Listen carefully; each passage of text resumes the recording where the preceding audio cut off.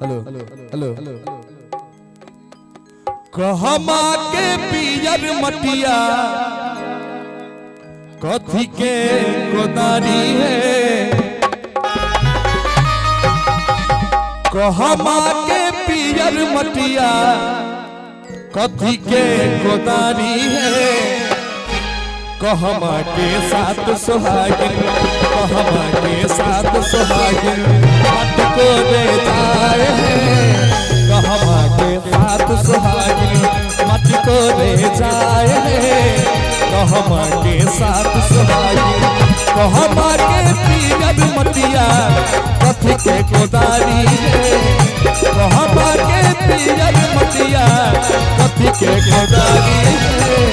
कहमा के साथ सुहागिन कहमा के साथ सुहागिन मत को दे जाए है कहमा के साथ सुहागिन मत को दे जाए है कहमा के साथ सुहागिन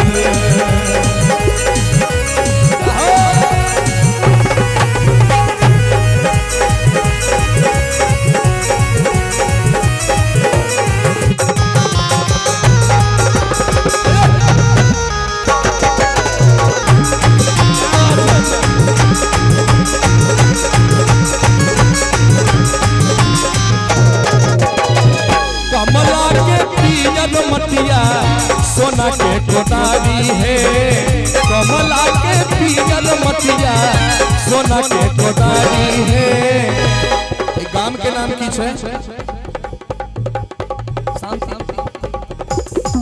मिथिला के साथ सुहागिन मिथिला के साथ सुहागिन मत को दे जाए है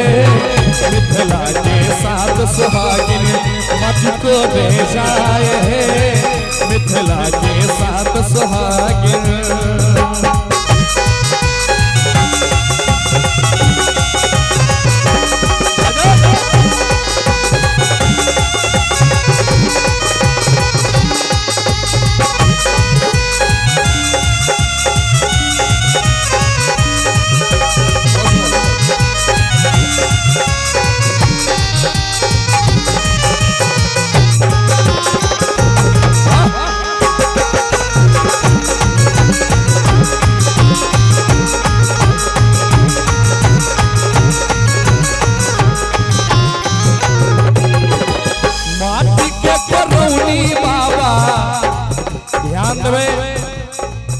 श्री रामसी शाह जी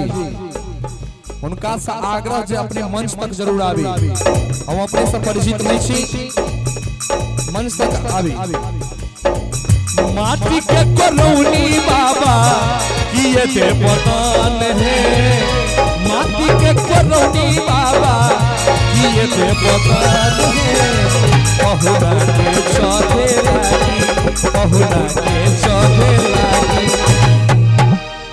अपने छी लड़की के पिताजी फुफा जी हरिदेव नारायण प्रसाद मुखिया जी जो कि मुखिया जी हैं उनके तरफ से 501 तरह का पुरस्कार है माटी के करौनी बाबा किए दे बदान है पहुना के चौधे लागी पहुना के चौधे लागी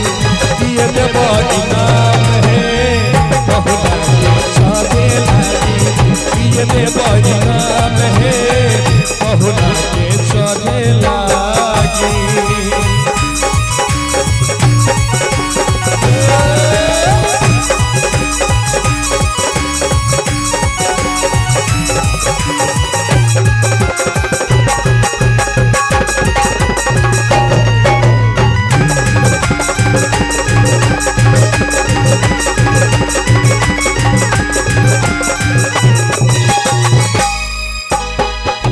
लड़की के पिताजी कहे छथिन शब्द पर ध्यान देवे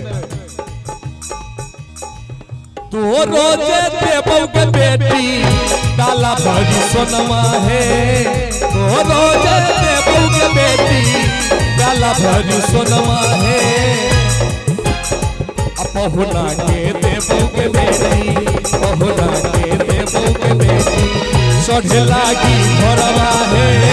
पहुना के देबौ